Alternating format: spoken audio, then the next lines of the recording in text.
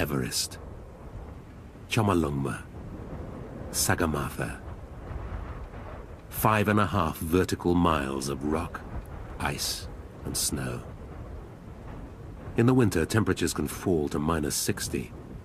In the summer, up to 10 feet of snow can fall on its slopes in a single day. It lies on the border of Nepal and Tibet. Though far away, it has always had a special place in British mountaineering. It was first measured by the British Survey of India in the 1850s and identified as the highest mountain in the world. They named it after the Surveyor General, Sir George Everest. 70 years later, British diplomats secured permission from the Tibetan government for the first of a series of expeditions. Before World War II, there was no competition. There was no race, if you see. There was no race for Everest because other nationalities just weren't allowed into Tibet.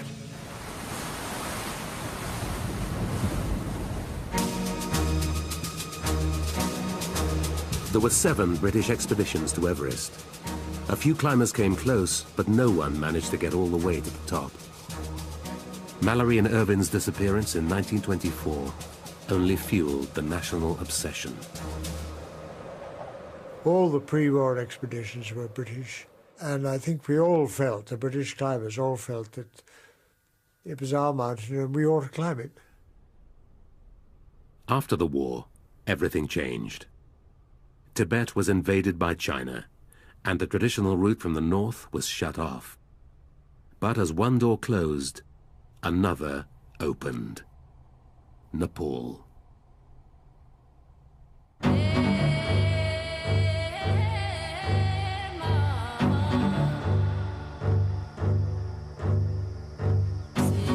For centuries, this mysterious kingdom of temples and high mountains had been closed to foreigners.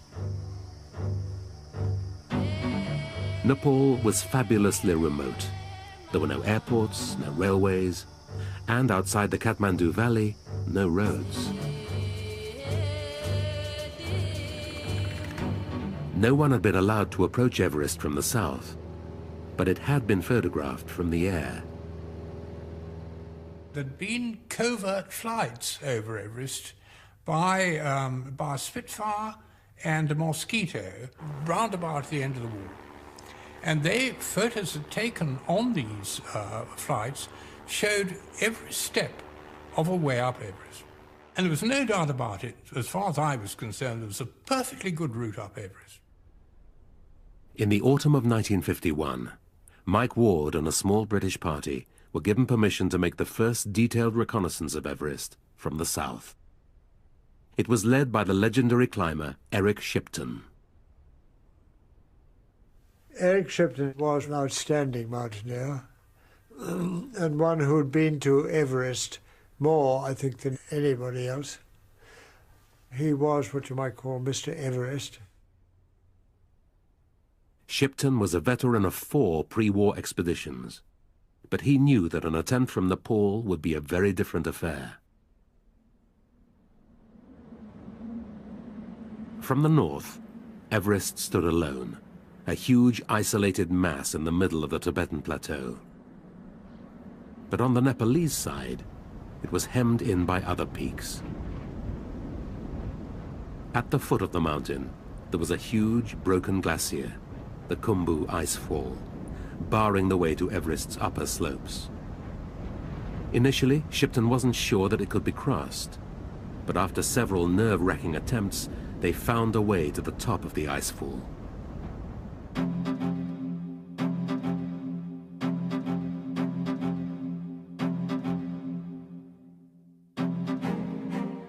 They turned back in front of a huge crevasse. But having now reconnoitered the whole area, Shipton was convinced that Everest could be climbed from Nepal.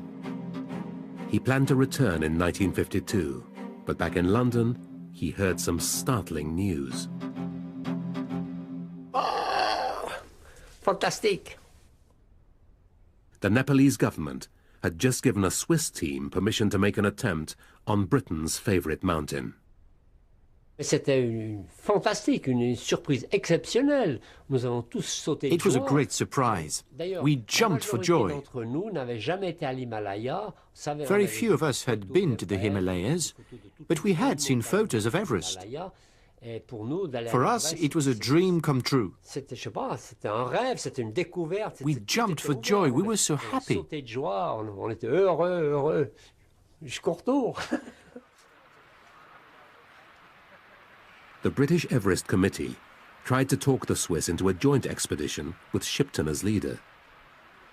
But they decided to go on their own. Well, the Swiss climbers basically were more skilled than the British climbers. A number of them were guides. They were climbing the whole time. None of us were. And there was, no doubt, not exactly resentment, but there was certainly a sense that it should have been a British party that went there and had another crack. At the end of March, they set off for Everest with 14 Sherpa porters. For 30 years, these tough mountain men had been carrying the loads of foreign mountaineers. Tout de suite, c'était une union, une cohésion excellente entre tous. We got on straight away. Des amis de longue date. Non, j'exagère un peu, mais we were like old friends almost. Cette sympathie, a happy team right from the off. Dès le départ. Toujours de bonne humeur, ils vivaient. They were always cheerful, no matter how primitive their lives were. They always looked happy. The poorer they were, the more generous they were. The head Sherpa was Tenzing Norgay. He'd climbed with 3 of the British expeditions before the war, but he warmed to the Swiss straight away. The Sherpas and the Swiss were alike, and you know, that's where I think the bonding started. And you know, language can come a bit later. There were mountain people who came from the mountains in Geneva, and Sherpas, they saw these people are very much like us.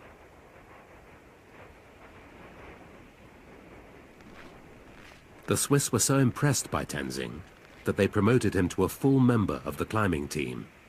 He was hugely honored. He always wanted to be different to other Sherpas. He had a passion to climb Everest. He was not just wanted to climb Everest for the living only. In late April, they reached the icefall and began threading their way up. After 5 days, they reached the huge crevasse where Shipton's team had halted. I said, let me try. I'll go down, and if I get far enough, I'll try jumping across. On m'a descendu un bout de corde, si j'arrive à prendre l'élan puis à sauter dessus. There was no time for nerves. I wanted to get across so badly that I just thought, well, I'll have a go. I tried twice, but I couldn't do it. Then I looked down and saw a small ledge. It was about 60 feet down. I got across, and then I climbed up on the other side. It was easy enough. I just felt so proud. Asper set up a rope bridge, and the others slithered across into Everest's hidden valley, the Western Coombe.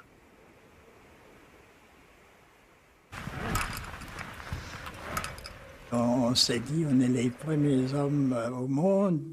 were the first men in the world to get in there, into this immense space. It was fantastic.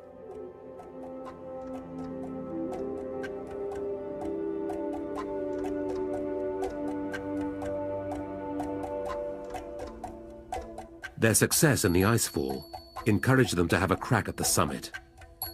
Tenzing and the great climber Raymond Lambert made a brave attempt, but they had continual problems with their oxygen sets and had to turn back. just 800 feet from the top.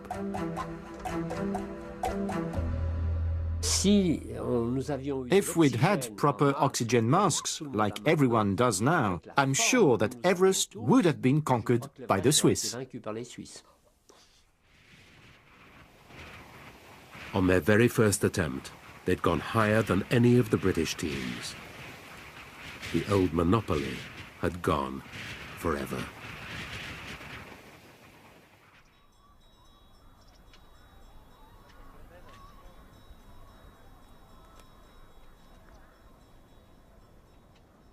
On the walk out from Everest, the Swiss had an unexpected meeting at Namche Bazaar with none other than Eric Shipton. He'd just led a group of British climbers to nearby Cho-Oyo, but they hadn't climbed it, even though it was over 2,000 feet lower than Everest. And this was the team which was hoping to take on Everest in 1953. It hadn't gone too well. We didn't push it hard enough, and I think we ought to have done. I think it, was a bit of a failure, really. We should have gone harder for it. Mr. Everest had once again been offered the leadership of the British expedition. But before long, the men who appointed him were plotting to get rid of him. Eric and I, we had just arrived at the committee meeting when we presented with the agenda, and item number 1 was leadership of the expedition, which we thought was rather odd. Eric was in there a couple of minutes, came out and said, I've been offered dual leadership of the expedition. What do you think of that? And I said, I don't think anything of it at all. You can't have 2 leaders. That's asking for trouble. And he said, I quite agree, and he went back and resigned. Everest had been his life, really, for many years. He was very shaken, but he took it very well.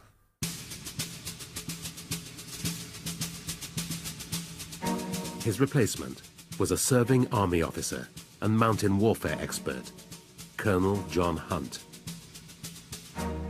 He was in the army, but he was unorthodox.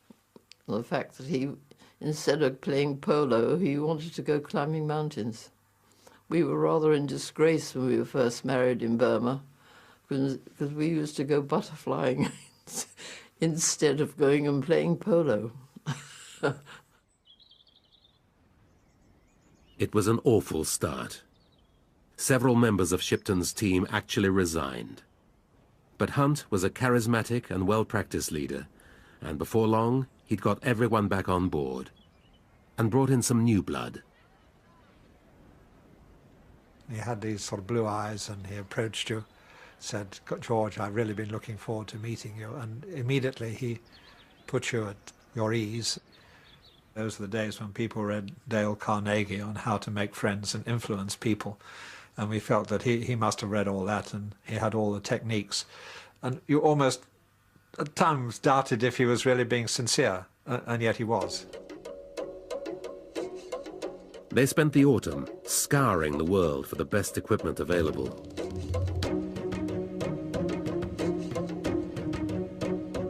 Tents, food, ropes, stoves.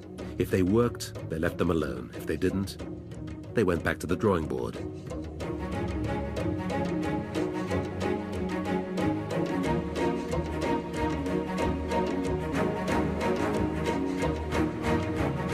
The 1953 team was probably the best prepared expedition ever to come to Mount Everest. Every aspect of clothing and equipment was researched exhaustively. They paid enormous attention to footwear, and in the end, after research by 30 different companies, they came up with this. This boot is actually 2.5 pounds lighter than what the Swiss had worn in 1952. And as they knew now that a pound weight on the foot feels like 5 pounds on your back, that was extremely significant. So this boot is not particularly robust, not particularly strong, but that didn't matter. It only had to last one expedition. The important thing was that it was light and it was well insulated and it kept your feet warm up to 29,000 feet.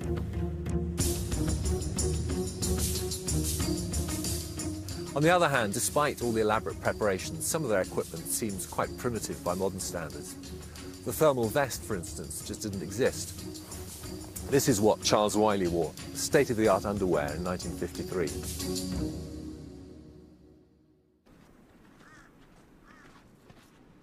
In March, Hunt arrived in Nepal with 8 British climbers, a cameraman, and a physiologist. They were joined by 2 New Zealanders, George Lowe and Ed Hillary, a veteran of Shipton's last 2 expeditions.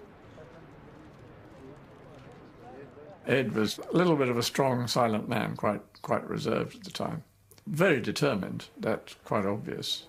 He, I suppose more than most of us, felt that he really wanted to be the one on top. And finally, there was Tenzing. Following the Swiss, Hunt invited him to become a full member of the climbing team, as well as head Sherpa. Before he left Darjeeling, he has a very good Bengali friend named Ravindranath Mitra. And he told him that this time, my friend, either I will climb or die. He wanted an assurance from me, in case of my death, who will look after my family. I gave him that assurance. While Tenzing, if I get a morsel of food for me, then you rest assured that your children and your wife will die of starvation. They hired a small army of porters and set off on the long march into Everest.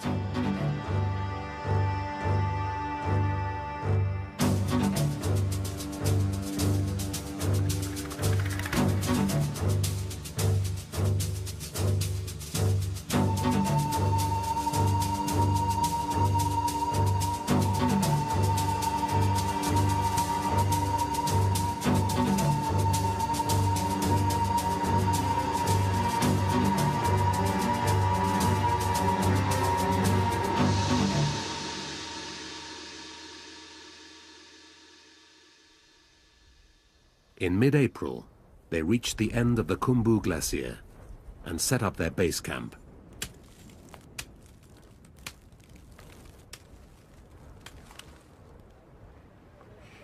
They were joined by James Morris, a journalist sent out by the Times, one of the expedition's sponsors. In coronation year, press interest was at an all-time high. We did very much recognize that it probably was the last chance. Because the French, I think, had applied for 1954, and then the Swiss again in 55, and one knew that the Americans would be very keen, and that if we didn't make it in 53, we would probably have lost our chance.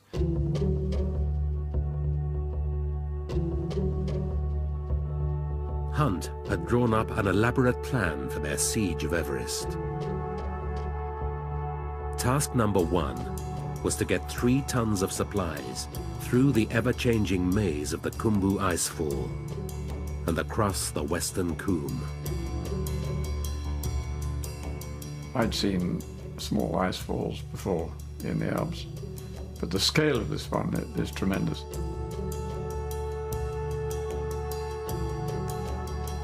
You had these great seracs, towers of ice, and pinnacles and great lumps and strips the size of a row of cottages that could slump down at any moment. There's an awful lot of sound to it. You know, creaking and groaning. You could hear things falling down. You could actually see towers falling down.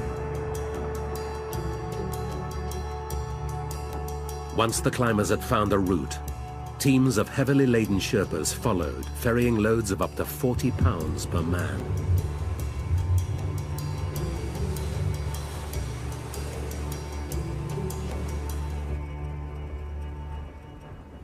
Aluminium roofing ladders were used to bridge the crevasses. I would always have a good look at how the ladders were placed. At any moment, you could fall in and die. I'd just take everything thoroughly and then get across as quickly as I could. And when the ladders ran out, they sent down to the nearest forest for a supply of tree trunks. You were wearing crampons, you know, like a cat's claws on the base of your boots, and it's not very easy to walk on a round log with crampons. Our committee ensured that the Sherpas were insured in the event of injury or death. And we said, well, what about us? And they said, oh, well, that's up to you.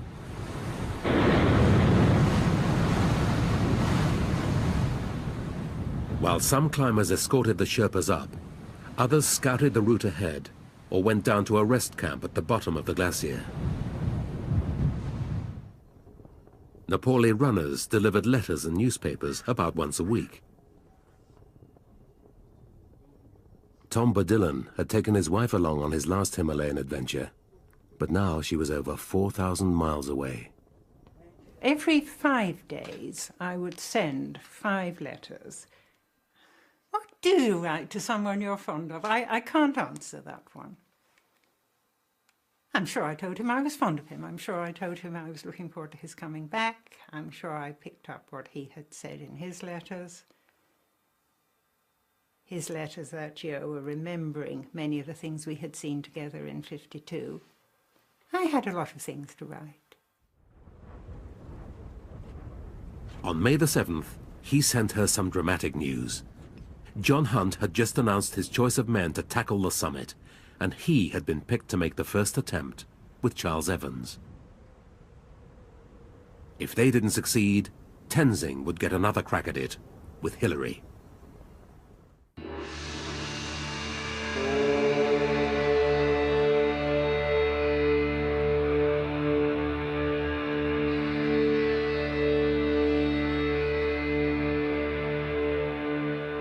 But first, there was the Lhotse face, a 4,000-foot ice slope between Everest and its nearest neighbor. Before any summit attempt, they would have to establish a high camp at the top, on the South Col, and porters would have to carry up half a ton of equipment and provisions.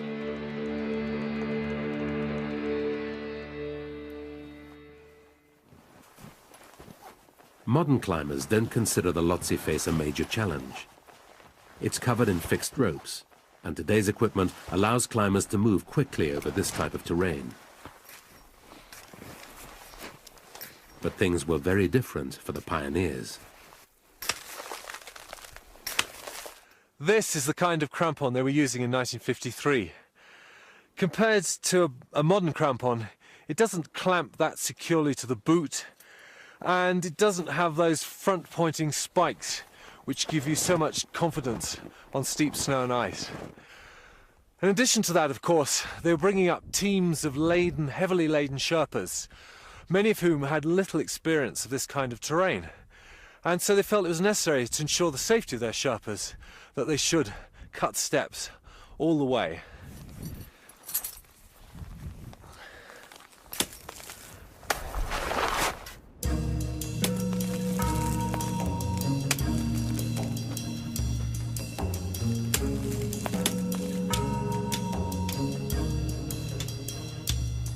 George Lowe, Mike Westmacott and 4 Sherpas were given 5 days to prepare the route and cut the steps.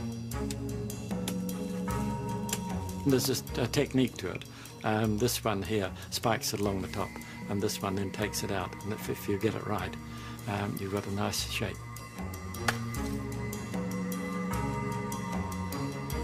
It was exhausting work, made worse by continual bad weather.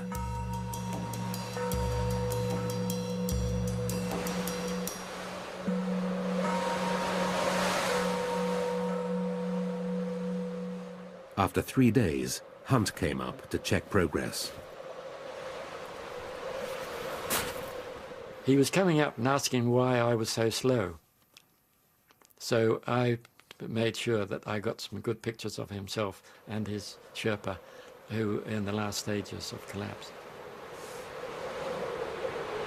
I knew I was being slow, but I was, each time that they sent up somebody to me, they never lasted the 1 day, and then they went down again. This is London calling the British Mount Everest expedition. here is the latest weather bulletin. Western disturbance, apparently moving eastwards across the extreme north of Nepal, is likely to cause cloudy to overcast Special weather forecasts gave Hunt little comfort. The monsoon was due at the end of May. But what if it came early? At least 2 of the pre-war expeditions were just defeated by the monsoon because they didn't get high on the mountain soon enough. And what was critical was to try and get established on the mountain before this great mass of wet, warm air currents moved in from the south, bringing with it heavy snowfall, high winds, and impossible climbing conditions. By May the 15th, Hunt was getting anxious. George Low was still at the same camp halfway up the face, and a sick Mike Westmacott had been forced to retreat. Mike Ward went up in support. I was not really very fit when I went up to help George Low. The thing that I suffered from on the Lhotse face was that I got progressively colder.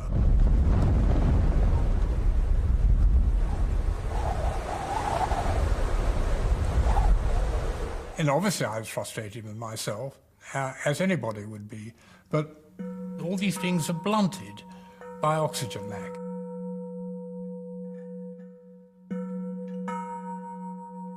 After 3 days, they still hadn't reached the South Col. So Hunt was forced to take a huge gamble. Low and Ward came down, and the first porter teams were sent up before the final route had been established.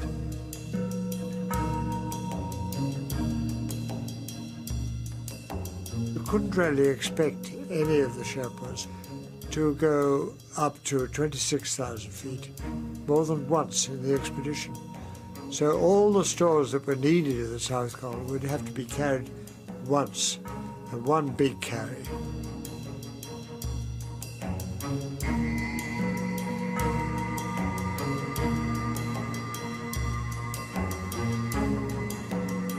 But the porters stalled halfway up, unable to go on. So the next day, Hunt sent Hillary and Tenzing up as reinforcements. He'd wanted to keep them in reserve, but he had no choice.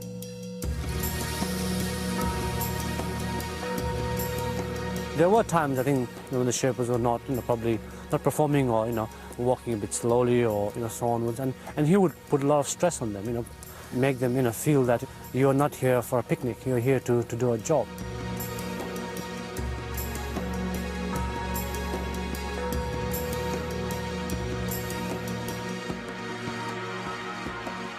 Finally, on the 22nd of May, the porters reached the South Col.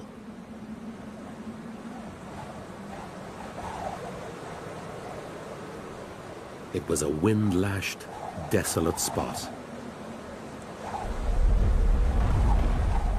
All around lay the scattered remains of the Swiss camp. But this was a key moment in the expedition. The race was back on.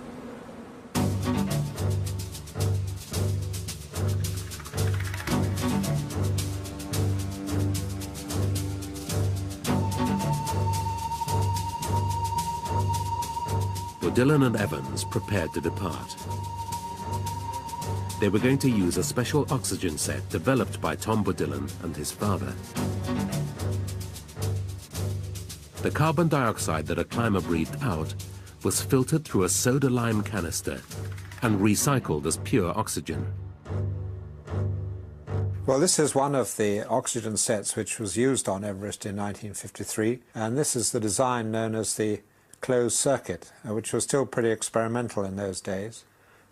Since it's pure oxygen you're breathing, it's a pretty powerful boost, which does more than compensate for the extra weight of the gear that you're forced to carry.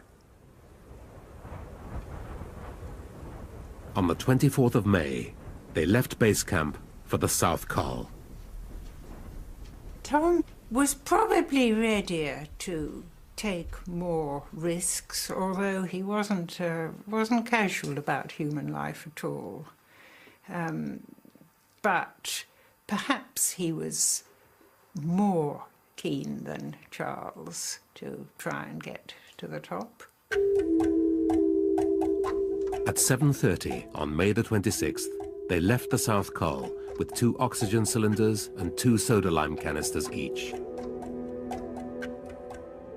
At 9, they paused next to the tattered remains of a Swiss tent.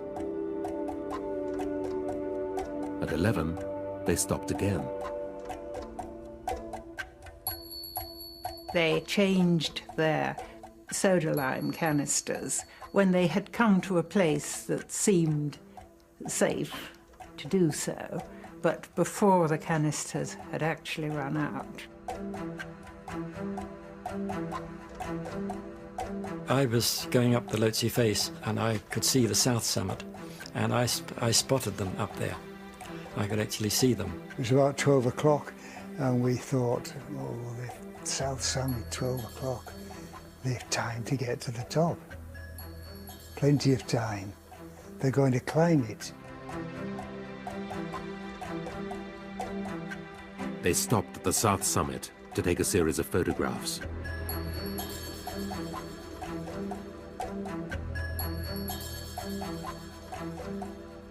But this was a moment of crisis, not triumph. They checked their oxygen supply, and they reckoned it might take 3 hours to go along the ridge to the top. And they had just 3 hours of oxygen left, which would mean they'd go off oxygen right on the very highest point on Earth. And there was, of course, a severe danger of them never being able to come down again. When they'd changed canisters, Charles Evans' oxygen set had frozen up, and he'd barely been able to reach the south summit. He knew that he couldn't go any further. They discussed it for a time, and Charles said to Tom, if we go along with this problem, you won't see Jennifer again. The margin was not good enough for them to go up and be confident, at all confident of getting down to the South Col again. But Bourdillin's own set was working perfectly, and the true summit was just 300 feet above him. He walked along the ridge to get a better look, and then turned back. When you've only got what seemed like an arm's length away, the lifetime ambition of any climber, that must have been quite a difficult decision. But I think it was the correct one, because if they had gone on and then failed to get back, it would have converted the second assault more into a rescue than a real climb for the summit.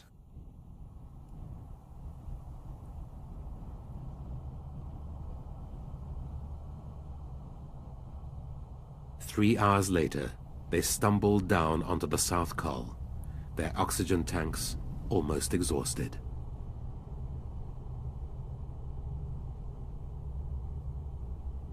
When they came down that day in the afternoon, they were absolutely whacked out.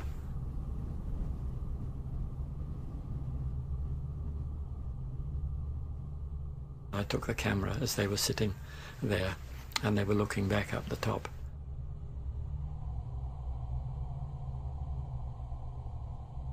Tom Bourdillon said something to me, you know, we should have gone on.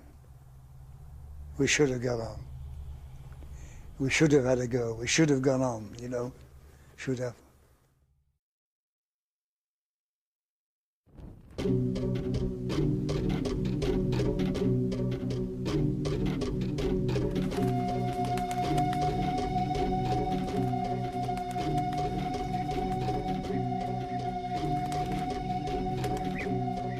Back in Kathmandu, speculation mounted.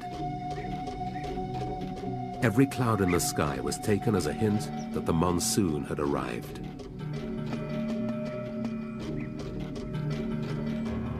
The city was packed with journalists, hungry for a story. James Morris was far away on the mountain. They had to make do with rumors.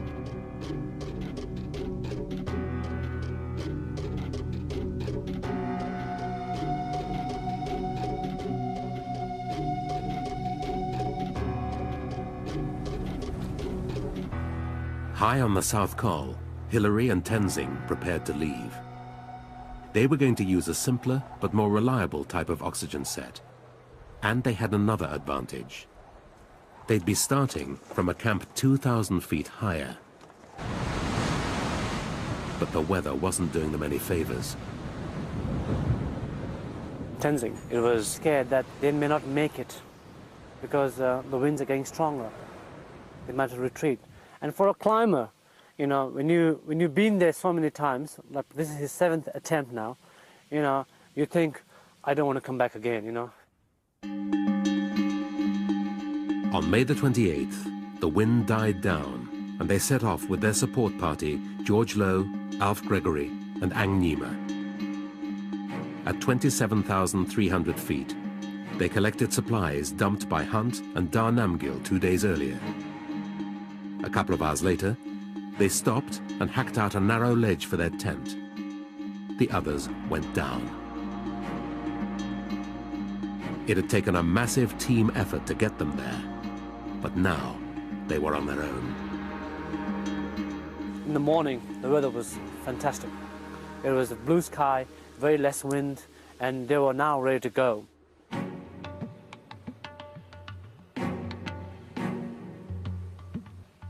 They broke camp at 6:30. Hillary started leading the climb up to the south summit. And when they saw this incredible knife ridge, you cannot make any mistake there, full stop. You are down 3,000 meters drop. I mean, you're dead, full stop. I mean, there's no way you can make mistakes.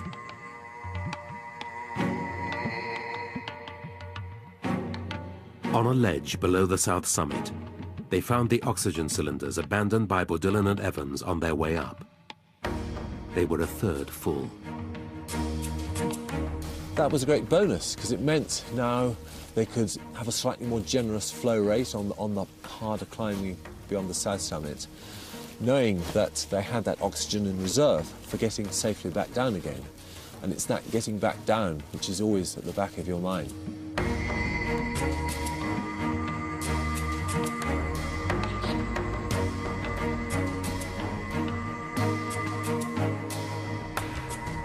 At 9, they reached the south summit. Evans had briefed them on what lay ahead. There were only 300 feet to go, but in the middle of the ridge, there was one final challenge. The main trouble was this black portion here, which was a rock step. Ah, yes. It was about the actual steep part, about 40 feet. So we realised that this was really the crux of the whole ridge climb. Even getting up something like this in the Alps is quite tricky. At nearly 29,000 feet above sea level, this was a really serious obstacle. And wondering what to do, Hillary looked at the rocks on the left, didn't like the look of them, and then noticed a bit of a chimney, a snowy crack leading up on the right, and wondered if that could be a way of getting over this obstacle. What you have to remember is that he had 20 pounds weight of oxygen equipment on his back in a great unwieldy metal pack frame. A lot of the viewers would like to know how you go up a chimney backwards like that. What's the movement with your legs up there? Well, we had ice spikes, crampons on our feet. By sticking my crampons in on the ice behind and holding on to every little... Handholds on the rock on your right. Yes. And wriggled up it.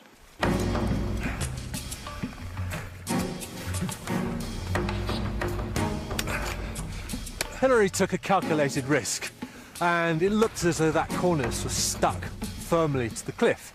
But if it had given way, he would have been catapulted backwards over that 10,000-foot precipice.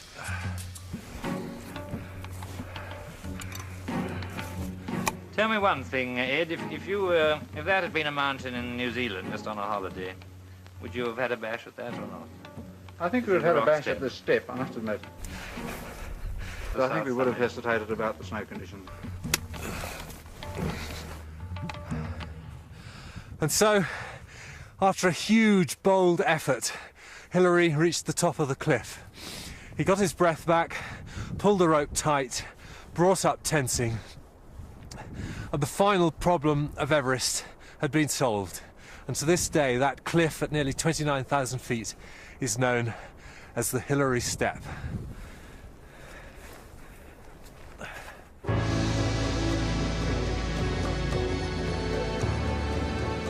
They were very close now, but the ridge seemed to go on forever. Then, finally, unexpectedly, it flattened out. In Hillary's words, the last few whacks of the ice axe and a few weary steps, and they were on top. At 11:30, they stepped onto the roof of the world.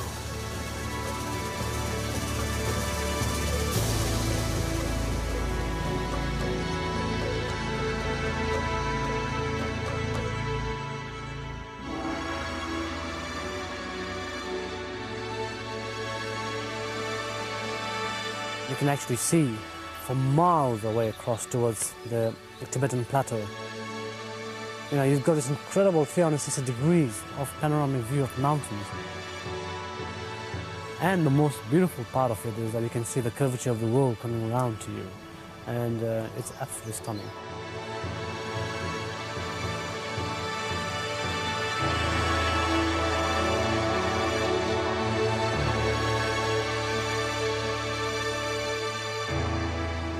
What were the first words you exchanged with Tenzing when you were actually on the top? Well, I can't remember. Actually, with all our oxygen masks on, it was rather hard to speak anyway. But we certainly shook hands and gave each other the odd thump on the back, I think. Then Hillary photographed all four sides of the mountain. For Tenzing, of course, it was an incredibly moving moment because this mountain had dominated his life. He'd been born within sight of this mountain. Down on the east side were the meadows where he'd looked after the yaks as a boy, where he'd been born. On the north side was the Rongbuk Glacier, where he'd been on his first ever expeditions and first sort of dreamed this crazy notion that he was actually going to climb Chomolungma himself. And down on the south side was the scene of his near miss with the Swiss, of his brief spell of living in Nepal, Tangbochi Monastery, the homeland of the Sherpas. So the whole thing was so redolent of all his total life's experience. Tenzing buried sweets and a pencil given to him by his daughter. Hillary left a cross entrusted to him by John Hunt. And after 15 minutes, they descended.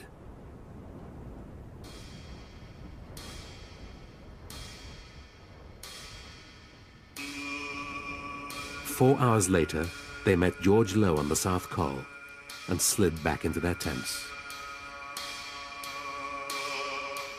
We spent all night talking about what climbs we'd do when we got back to New Zealand. And, you know, we were in such a state of high excitement. We always was talking about where we'd go and what we'd do when we got home, and which ones we could climb when we got there. May the 30th. Down at base camp, they waited anxiously. They had no means of contacting the men above and had seen nothing. I don't think anybody dared express an opinion. We all must have felt the same, that, well, maybe they did, maybe they didn't, but what would we do if they hadn't? At 2 o'clock, they heard an announcement on All India radio that the Everest expedition had failed. Moments later, 3 figures appeared, far away. At least we knew they were all there, and that quite soon we'd be hearing that either they'd made it or they hadn't.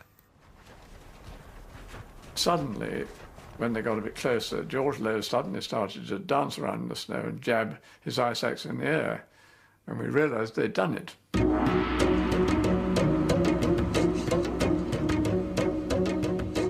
I happened to be the only person who was capable of running at that point, so I ran ahead of the others and was the first actually to meet them.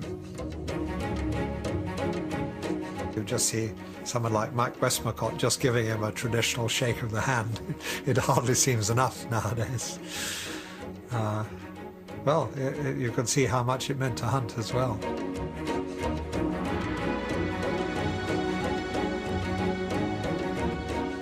And he cried, and no, it was a terrific release. Tremendously emotional time. I can still picture it.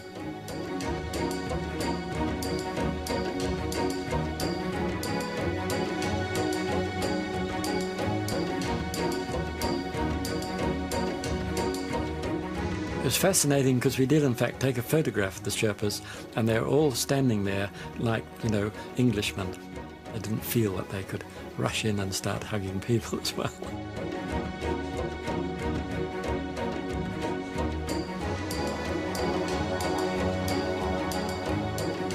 The expression that appeared over John Hunt's face. We've done it.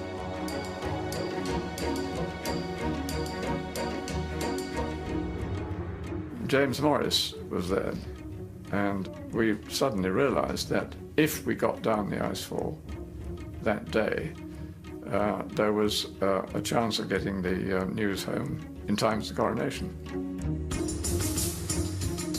They raced down the mountain, and on the following morning, James Morris handed a brief message to a waiting runner.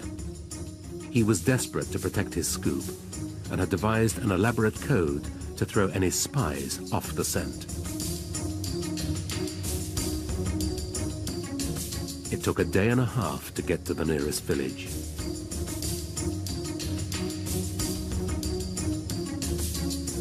A few hours to be radioed to Kathmandu, and a few minutes to be carried over to the British ambassador. My father looked through his code book and he discovered that what the message actually said was summit of Everest reached on 29 May by Hillary and Tenzing.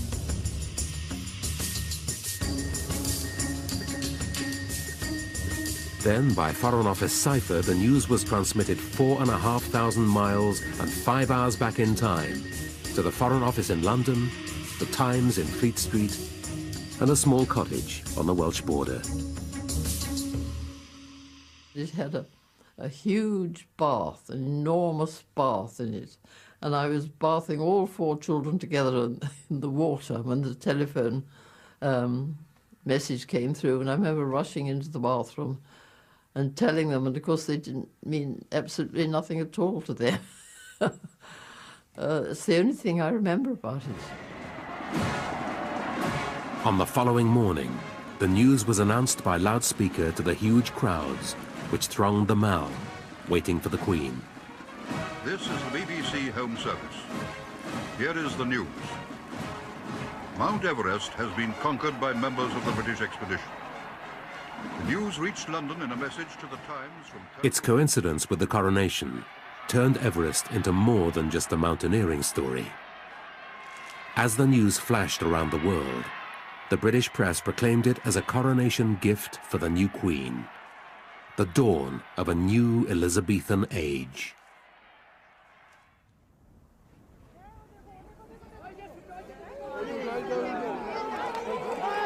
But in India, Tenzing's adopted home, it wasn't quite seen like that.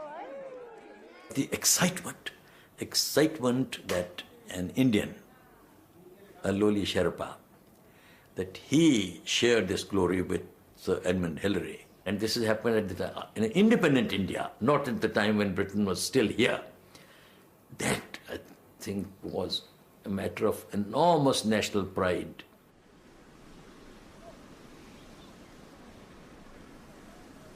In no time, the news was spread all over Darjeeling. My sister Nima and I were very excited. And my mother instantly, made thanksgiving to the gods. Well-wishers put up the money to fly Tenzing's family to Kathmandu, where they bumped into Joy Hunt, who'd also been flown in to meet the returning team. But as marquees went up around the city, a controversy was growing.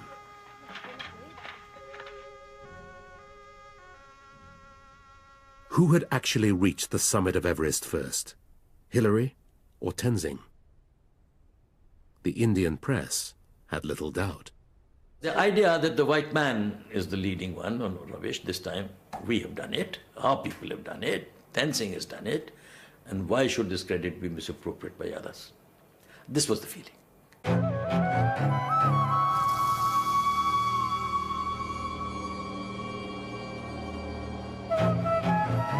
As the weary climbers headed back to Kathmandu, they were sucked into the controversy. We were all tired. We'd just walked 170 miles, and we were longing. We'd just reached the sort of beginning of civilization, as it were, and we were longing for a jolly good beer and a bath and good rest. But we were being held up by the press. The one question that the press wanted to ask was who got to the top first. I mean, this was something that had just never even occurred to us. Hillary had actually stood on the highest bit of snow on the summit before Tenzing, but I mean, he was only a few feet away from Tenzing, and it was of no significance at all, really. But they continued to press Tenzing. Tenzing said, no, no, Hillary got to top first, you see. And they said, well, no, no, you're wrong, though. It's in the papers, so it must be true. You see, Tenzing got the top first. A group of 4 people from India, they came to Tenzing and they said, will you give us your autograph? And Tenzing, who had only struggling and learning about giving his autograph, he gave an autograph. And these two leapt in the air, the man slapped, and we've got it, we've got it. And what he had signed was, I reached the summit first. Signed Tenzing. In Kathmandu, Tenzing was received like a god. He'd grown up in Nepal, and now the huge crowds tried to reclaim him from India as their national hero. There were unfortunate pictures of Tenzing, sort of cartoons of him climbing up to the summit and dragging Hillary after him with a rope round his neck and so on. I mean, that was very unfortunate because, you know, until we met that outside world, we'd been a very compact and united team. In the days that followed, Tenzing was the star of the show, but the look on his face said it all.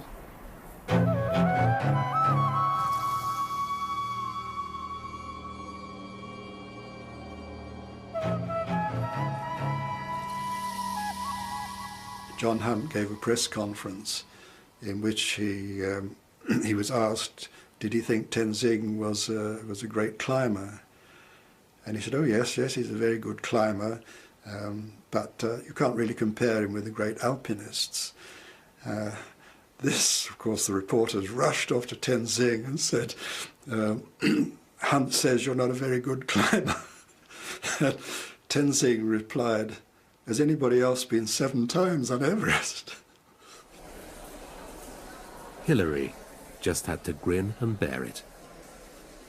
He did begin to react and say enough's enough. Really, get a bit fed up with it. But, you know, there was so much pressure on Tenzing from the public and everybody that he was really forced into a kind of political corner. Who climbed Everest first and second?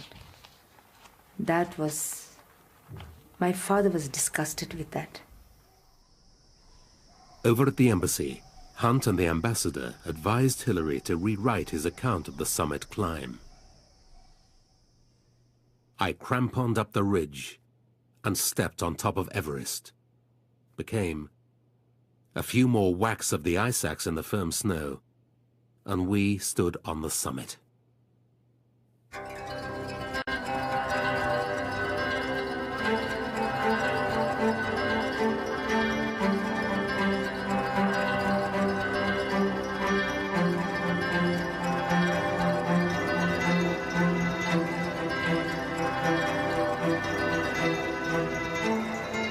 controversy died down as they toured India. But it took a personal intervention by Prime Minister Nehru to persuade Tenzing to accompany the others to Britain. During a brief fuel stop at Zurich airport, they met some unexpected friends. And in the transit lounge was the entire Swiss Everest team waiting for us with champagne. I don't think we would have done that for them had they climbed it. You know. Just, it was marvellous. Finally, on July the 3rd, they arrived in London.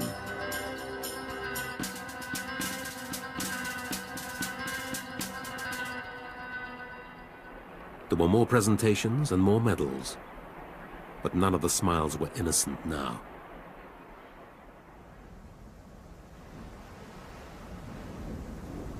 On the mountain, they'd all worked together. But back on Earth, politicians and pressmen had tried to pull them apart. It was a team effort, and it wasn't individuals. It was like building a pyramid in the gymnasium, that you have 3 or 4 people who put their 3 other people on their shoulders and then get somebody else to go right to the top. It takes a long time to do that, but it only takes a second to collapse your pyramid, doesn't it? My father always believed in teamwork. Without teamwork, it's impossible. Everest had changed them forever, but one thing remained unaltered: their passion for mountaineering. Tenzing returned to India and became director of field training at the Himalayan Mountain Institute. Hillary set up a charity to build schools and hospitals in Nepal. Hunt and the others raised thousands of pounds to support young mountaineers. All the survivors remain close.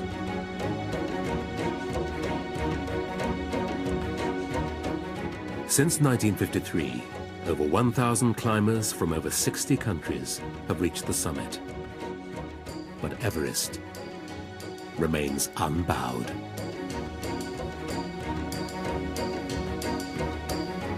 You mustn't call it the conquest of Everest. It's the one thing John would never do.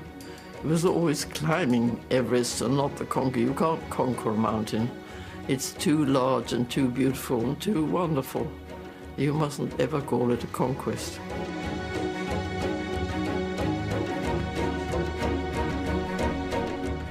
Something mysterious yet fluffy lurks within the Norfolk Broads. Bill Odd is on the case next. Meanwhile on BBC4, the pressure is on for the staff at the Queen's Castle. The French president is coming to stay.